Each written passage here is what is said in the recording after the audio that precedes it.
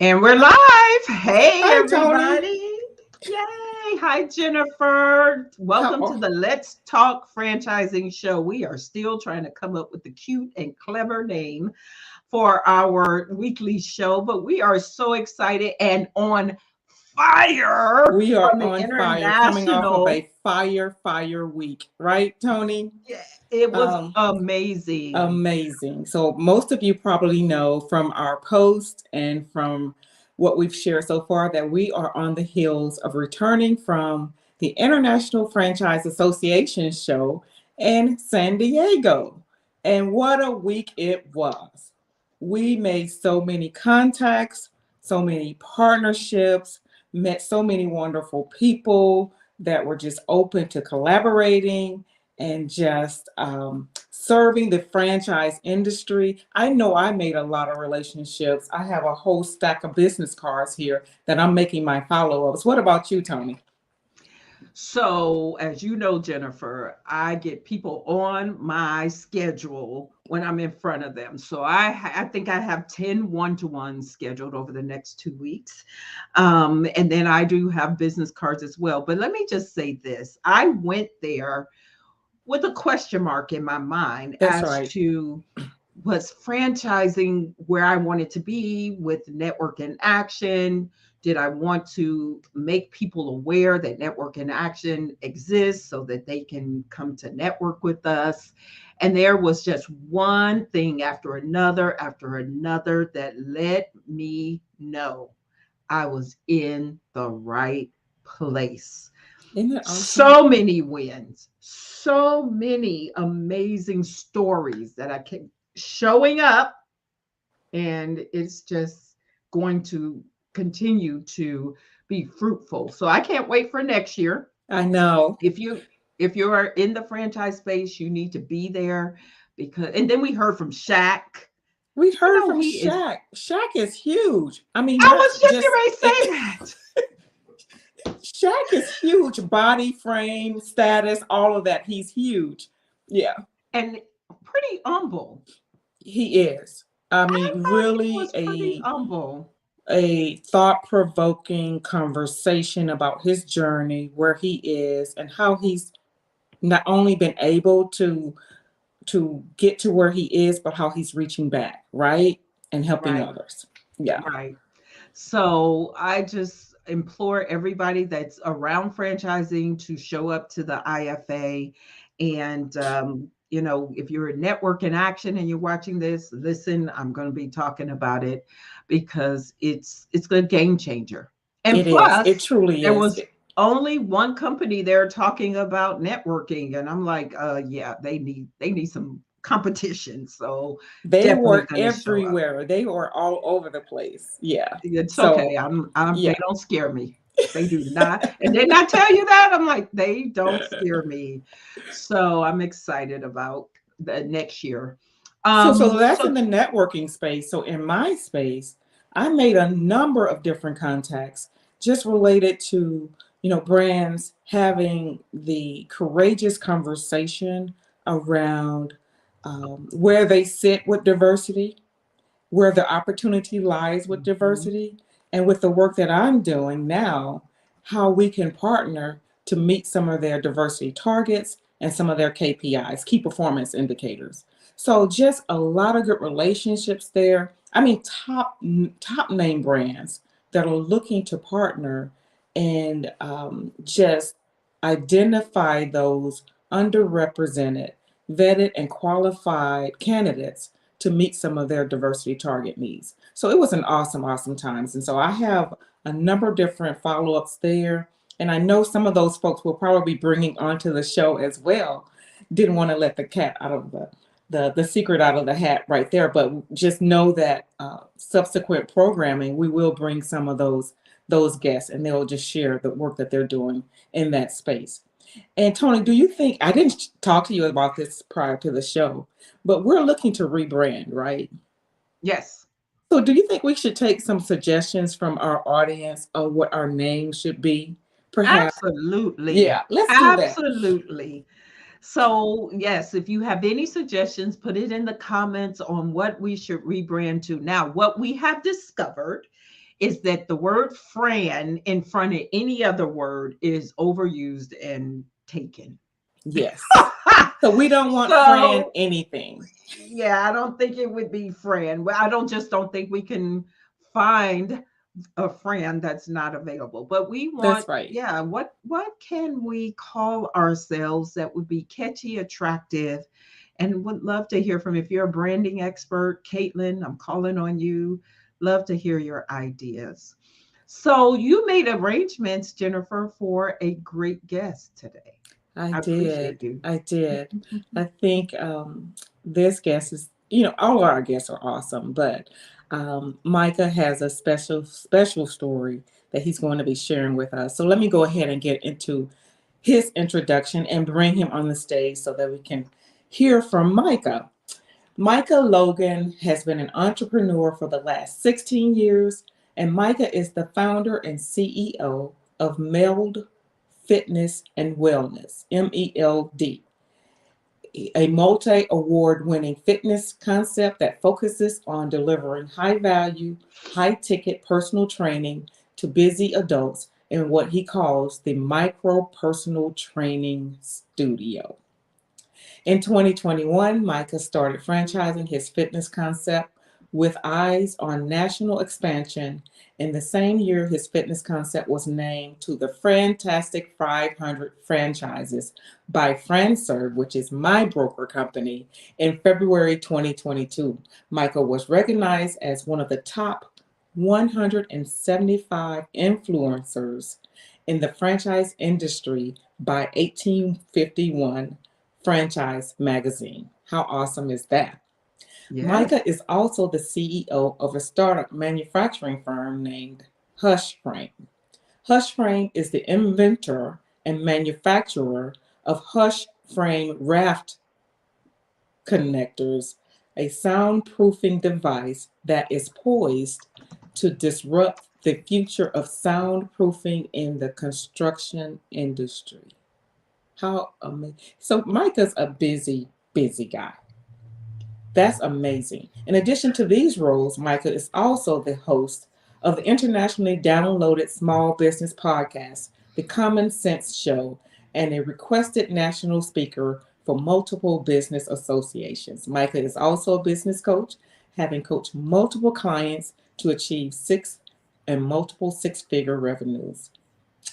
In his downtime, what downtime? In his downtime, Micah is an avid reader, specifically in the subjects of human behavior and social economics. So, with that, Micah, welcome to the show. Thank you for having me. I appreciate it. Your claps are great. I love that. I like the, We clap here. Yeah. yeah. Wait a minute. And you're such a young guy, too. You I got a lot know. going on to be a kid. Depends on how you look at it. You know, Yeah. they say black don't crack, so we'll see. I was just getting ready to say, or is this another black don't crack Uh, moment? Another black So, don't crack success story. I have everyone's like, well, how old are you? And I'm like, old enough to have teenagers. So, Micah, you have wow. that old. teenagers? I do. Um, Wow. I have two kids. My daughter, she is a teenager. My son, he is, yeah, he's a teenager this year, Wow. and I am I'm not as young and not as old as one would place me. It's hard to place me, but I started young, so I'm excited to, like I when I started young, I put a lot of stuff like in that journey, and here I am. So I'm fortunate to be kind of where I am right now and in a Great. position to kind of capitalize on some of the stuff that I do. So. Yeah. Yeah. So where are you based out of right now? So I live in Massachusetts, Okay. and for almost all my life, I lived in Boston proper. Now we live south of Boston, about a half an hour. Okay. Yeah. Okay. Great. So share with us hmm everything you want to share about MELD and your journey, and just highlight the some of the obstacles that you may have run into and how you were able to overcome them. Sure, that's easy. So I went to school for psychology, and in the middle of my journey, And feel free to interrupt me if you have questions as I'm going through. Sure. But in the middle of my journey, like, I was had gone to this presentation at, and it was a seminar that this guy, he had long dreads going down his back. He's like, hey, like, you should come and check this out. You have a good personality. And like anyone who has ever walked into a place, a room or a meeting, that they knew nothing about, just to kind of go because a guy with dreads told them, that's me. Like, it's kind of random. I don't know why I went, but I did. And I was like, yeah, I need to be in this place with this guy with dreads. This is what I need to be. So anyway, so I went, and presenting there was a chiropractor from New York who specialized in sports performance, and with him was a man who's no longer alive. His name is Fred Hatfield. At the time, he had held the world record in the squat. I found that to be very interesting. So I ended up sitting through the presentation. The presentation was about becoming a personal trainer. He had worked with, the chiropractor had worked with Dana Torres, the 40-year-old Olympian who had won 3 golds at the age of 40. I thought that was extraordinary. I thought that Fred Hatfield's accomplishments in the squat, they called him Dr. Squat, in fact, I thought that was extraordinary. And what was even more extraordinary about it, to use 3 extraordinaries in one sentence, was that I did not know that personal training was a thing. I had never heard of it. I had never even considered it. It was not an option. There were no personal trainers in the hood, in the city where I grew up. You didn't find them. They weren't there. At that time, it wasn't really a career path. So not knowing anything about it or how it would work, I signed up, of course, because I'm already here with the guy with dreads, so I might as well sign up for training too. So I did. And so I started. And my first year, I made $12,500. Which, if you're doing the math at home, which is just over $1,000 a month. And that $1,000 felt like $1 million, because I was making money doing something that I thought was really, really cool. I got to meet people in different backgrounds, people that had different work experiences, life experiences, but they all had one common issue, which was that they needed to get in shape. For various reasons. It was health reasons or vanity, whatever. It didn't really matter to me. What mattered was that I was able to interact with them and help them out. So fast forward through my career, I worked in multiple different fitness settings. I worked as a corporate fitness manager. I worked as a personal trainer, as a general manager for a boutique studio concept. I worked in big boxes. I managed staffs of 20 to 30, group exercises and personal trainers. And then eventually that led me to open up my own studio. When I opened up my own studio, I thought it was a great idea because the owners of the boutique fitness concept that I was working for were going to sell. Fine, fair enough. You should get the money if you can. And so I ended up leaving. And when I left, I opened up a studio in a town next to it. And I started off with very little money. I didn't have enough money to afford a contractor to do the build out. So I spent about 16 hours a day doing the build out myself. And I knew that I had a target in mind that I wanted to open in about 3 months. And again, like any really sane person, I decided to undertake both construction and starting a new business at the same time, not knowing what I was doing and not having any money. So I opened the business. I was undercapitalized. I was undereducated, and my business closed a year and a half later. So of all the equipment I bought, of all the construction and the hours I put in, the time when my wife was pregnant with our daughter, and I went to work at UPS for the benefits part-time, woke up at 3:30 in the morning, worked from 4 to 8, then went to the studio from 8:30 to 9 for a session. And then I worked all the way until 10:30 at night. I came home, I slept 4 hours, and I did it again. And I did that for months. Wow. And it all wound up into me not running a Fortune 500. I ended up losing my business because I didn't know what I didn't know. I'm a big fan of the economist Thomas Sowell. Thomas Sowell said that he has a quote that I think is relates to my life and maybe perhaps some of your listeners who are watching and maybe yours, which is that it takes an immense amount of knowledge to understand the extent of one's own ignorance. And that quote was fascinating to me because, it's one thing to not know what you don't know. it's quite another thing if we jump back 2 layers to not know what you should know that you don't know that you should know. Wow. And Can that is that you say that again? Yes, I don't that's think I can. That is an immense level of ignorance that, it's a weird place because it's a dangerous place. But so you don't know. I'm gonna try it again, Tony, for you, just for you. You don't know what you should know that you don't know that you need to know in order to start a business or to engage in business or to build the business. Or you ready for this? Because this is really the point. You don't even know what you should ask questions about. Sure, That's right. sure. Imagine and being in a state of ignorance that you don't, first of all, you have no real institutional knowledge about what you're doing, but you don't even know how to get out of the hole because you can't even gather enough knowledge to figure out what questions to ask to even begin to get out of the hole. So that's where I was. So that was fun. So I closed my studio. I had all that time, all that sweat. It didn't matter because I left with one box. It was about that big. It was a brown Shut box. up.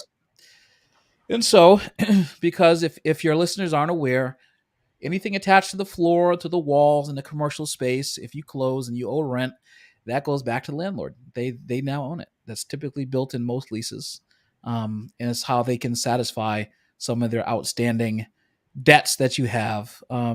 If you owe rent. So moving on, when I got home after I closed the studio, turned in the keys, I sat at my kitchen table, a little down. I had never felt this way before. So I started to work on a business plan because it just fit the course of my life. Because who does that, right? And so I wrote down on it that I was going to have multiple studios. I was going to be a national speaker.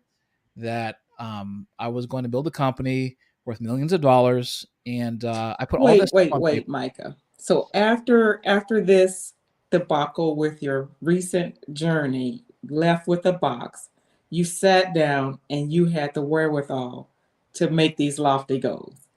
Yeah, I couldn't think of anything else other than what went wrong and how do I fix it. There was Wow. it was a I think an exercise in learning for me, and so I kind of understood. It was at that point, it was my first lesson that I understood about running a business, which was that in order to get back, it's going to require an immense effort to get back, and that's really the first lesson. That resiliency is really what builds character in businesses and builds big businesses. It's not intelligence. Some people there's a debate in the psychological community about, does emotional quotient really exist? Right. We can discuss that and argue that point.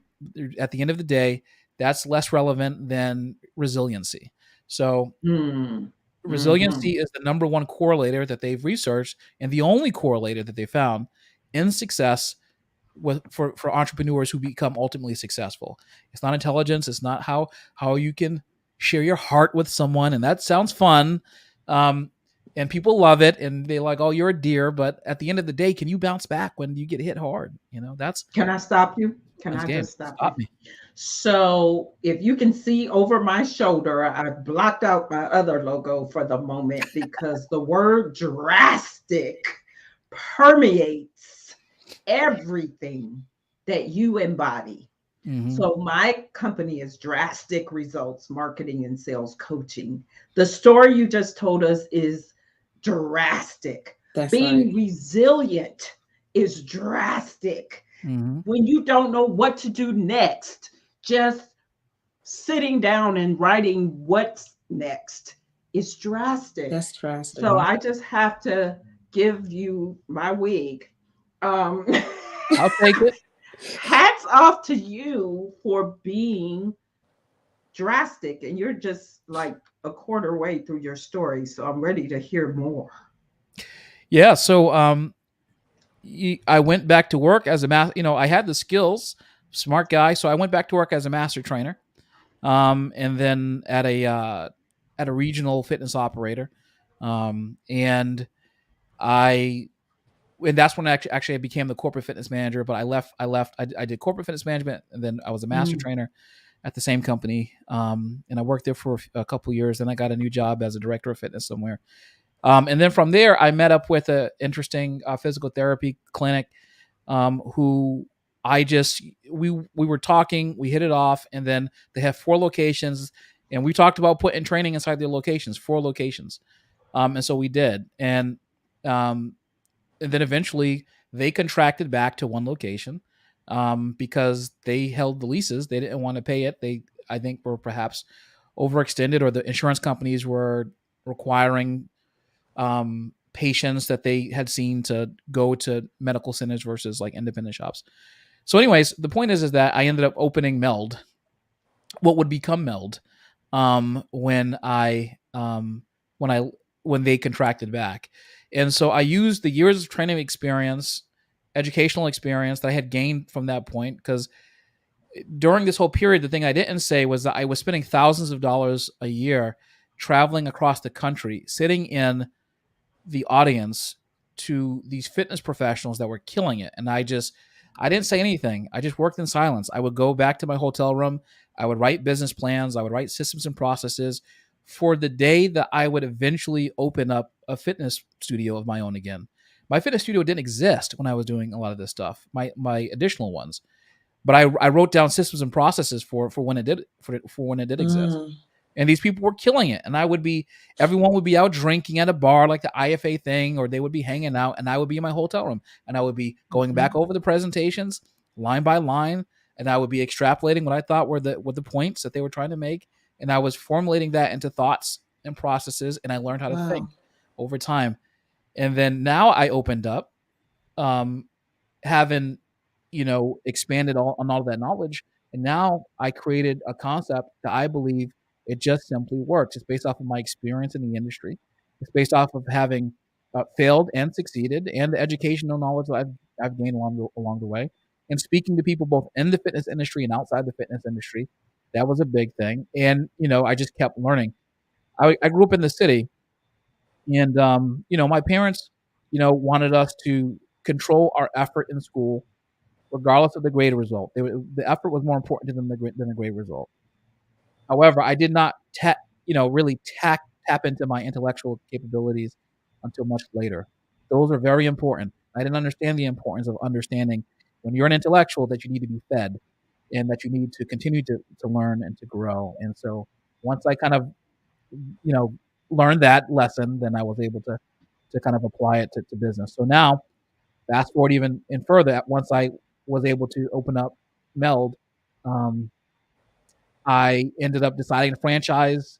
2020, I was going to start franchising, and then I had a bit of an entanglement with a, shall we say, a person with an organization. There were some struggles there getting started that pushed back my ability in to franchise for some time. And so Mm. fast forward to about into February, March, that's of last year. That's when we started. And so now I decided to once again go into an industry I knew nothing about. That's kind of wacky, and everyone's kind of insane like me, and it's great. And I'm building the infrastructure of this business. But in the interim, people have been noticed my acumen and my business acumen, and so I started business coaching, right? Because I understand how business systems work, how they should work, based off of what I've learned in business, of course, and failures and successes, but also interacting with people who are the captains and titans of industry.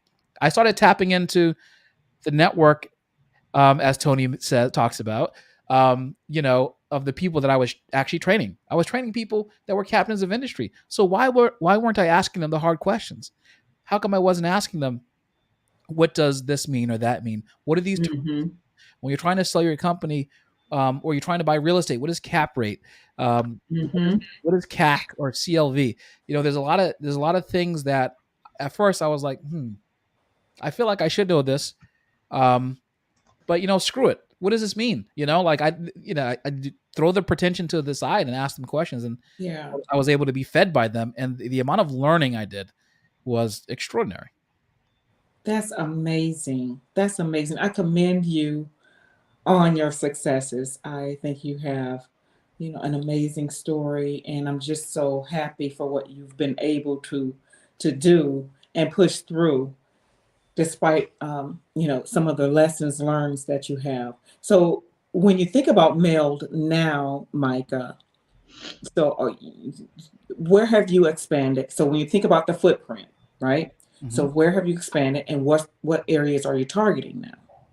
Yeah, so we still have a corporate location. One of the things I learned in in franchising is that you either go one of two routes often. You either expand your corporate location portfolio and then use that to help expand your franchisees, or you expand with a single location. Maybe it takes a little longer so you can qualify everything and you get. So I'm still in that stage where I'm trying to find my first few franchisees. I have I've tons of people who have expressed interest. A few candidates that we had furnished FTDs for, and so we still have that location. I am targeting a few specific areas, mostly on the eastern side of the U.S. Easy to get to, easy to service, to make sure that we have support. So mostly the northeast area of the U.S. So I'm in Massachusetts, of course, New Hampshire, some of the abutting states, New Jersey, Philadelphia, Ohio, and then in the southeast, we're looking at the Carolinas, Georgia, Florida, and we include Texas in with those states because we're actually looking for areas where fitness is a known commodity Mm-hmm. or it's an emerging passion for people. And so these are the areas where fitness has really kind of taken hold. I have a question. Mm-hmm. So describe for What me you your eating, Tony? perfect, huh? I said, what you eating? Never mind. Describe for me your perfect franchisee. Oh yeah, I can do that easily. Yeah. So we're looking for someone who's looking to be the mayor of fitness in their town. Someone who Mhm. knows how to network, who perhaps has a network. Someone who's engaging. Someone who is a people person. I really enjoy people in hospitality management because often those people have a passion for serving other people and they're very task oriented. I'm looking for an individual who's a good communicator because both with staff and with members and with the franchise office, you're going to have to communicate. So strong communication Yeah. skills are important. I'm looking for someone who is adaptable. There's no better example than the pandemic that has showed you the flexibility and adaptability that people have had to instill in their business over the last year and a half or so. And so adaptability is important. And so those are really the major traits that I'm looking. Someone who is consistent, loyal, dependable, and they have the ability to actually are more customer service oriented because customer experience is becoming a reason for people to change brands now. Whereas before, it may have been, and some people still shop on price and value and aesthetic, but customer experience is really where the game is, and so that's where we are. Wayne Gretzky said, I don't skate to where the puck is, I skate to where the puck is going, right? So that's kind of where we are. The MELD experience in general is one that captures individuals in a certain experience, and I can describe that if you like me to. That actually was my next Yeah. question. So go right ahead. All right. So our value proposition is that we work with busy adults who are 30 to 55 um, in a holistic way in a micro personal training studio. So uh, the thing is that there is no direct fitness concept for people ages 30 to 55. Now, I'll explain that. There's a lot of independent operators out there who do work with people in that age bracket. But in terms of a franchise fitness business that has one specific system to capture the 30 to 55 market, there is nothing out there that does that. It's funny because a lot of individuals, a lot of brands out there, that's the market that they want to be a part of. That's the market that they want to capture. In fact, that was the market that Orange Theory, in an admission in an article last year, said that they were going after 30 to 36, 80,000 plus a year in household income. But when they surveyed their 600,000 global members worldwide, they realized that their customer base was largely 25 and under. So if a company that has the backing of private equity and billions of dollars behind them like that can make a marketing mistake like that, certainly individuals on a smaller scale can as well. That miss for me um, just proved that what we do is exactly what people ages 30 to 55 want. They come in for a Yeah. 45-minute workout. They're working with the fitness coach. They can schedule the sessions for whenever it works for them, in the morning, in the afternoon, in the evening, around their schedule. They have complete autonomy when it comes to scheduling, and they get a fitness coach. The program that they do is adaptable, is regressed or progressed based off of their skill level when they're in the session. And there's no more than 4 members to one coach. So we maintain that personal training feel, which is really important. And the reason why we don't go over 4 so that they can have their needs addressed. And so their programs have the ability to be progressed to regress. Because if you're in the age group of 30 to 55 and you're a working professional, I can address stay-at-home moms and dads in a minute, but if you're a working professional, you probably are in that age range, you probably are coming to a new level at work, which requires a new level of demand, or you're just getting married, or you're just bumping up against your first ailment that welcomes you to old age. Like I pulled my hamstring sleeping one day. It was, when you're 40, that mark is like the weirdest. Look, that Oh, sounds the like me. weirdest. That is, did you have to go there? But you understand what I'm saying? Like 30, 50 Yeah. you're So bumping up against your understand. first adult ailments, right? Not the things that you get actively playing out there, the things that come with having enough time in the workplace or the home space, overuse injuries, and they kind of start cropping up. And so where is a person? So I want you to think about a concept where a person between the ages of 30 and 55 are going to go and get their needs addressed, progressed or regressed, where they're going to get in and out in 45 minutes or have a community that they can build with. What concept? Yeah. There's none out there It's not, yeah. Yeah. except for MELD. Yeah. That's what we Yes. do. And so these busy professionals, what happens is they end up joining gyms constantly. They come Looking to the gym for what looking you for just that. described. That's Yeah. exactly right. So Yeah. they're standing in the middle of the gym. They're spinning around like a top, trying to figure out which machine to use first. And then they end up not coming back after the first 2 sessions and they're really sore. They pull something, they go to physical therapy, and they're like, screw that. And then they put the gym membership on hold again. Yeah. And then they get I've been there. You've been there. Tell us about that experience, right? Yeah. Is it Matt? That's it. It's like you feel lost. Right. And having someone to guide you through what you specifically need for your body, that's amazing. Those are huge differentiators. Right. Yeah. So kudos to you for figuring that out, that's a valuable service offering at the core of your business. Yeah. Yeah. So, it's honestly because of that lack of knowledge. We talked about lack of knowledge earlier. When you're busy in that age range, you don't even have time to research what you can do and where you can go to get this done. You end up searching WebMD, and by the end of it, you're like casket shopping, because you have everything. It's so hilarious. Oh my God. That is funny. Hilarious. That is hilarious. So Micah, what's the total investment for MELD? If someone was looking, what can they look to say that was something that was in their range for comfortable investment? Sure. So $104,000 to $158,000. Wow, is our, that's a is low our range. end for We are more than 40% lower than the closest personal training range for investment. That's because the key in this value proposition that I just explained is that we function in 1,000 square foot studio, but it gets better than that. The recurring membership and all the other stuff. We've partnered with the National Smoothie Bar Company to specifically design a smoothie bar that goes into that 1,000 square foot studio. So we're addressing both the holistic health and the nutritional health and the physical health of people 30 to 55 who are looking, where can I get a smoothie, pre and post workout nutrition, where can I get a workout that's not going to hurt me, that can adapt to my needs, and I can schedule a session for whenever I need to, because by the way, my meeting ran late, so I need to schedule for tomorrow morning instead of tonight. Okay, fine. You have the app, schedule it. That's where we are. Awesome. Great. That's great.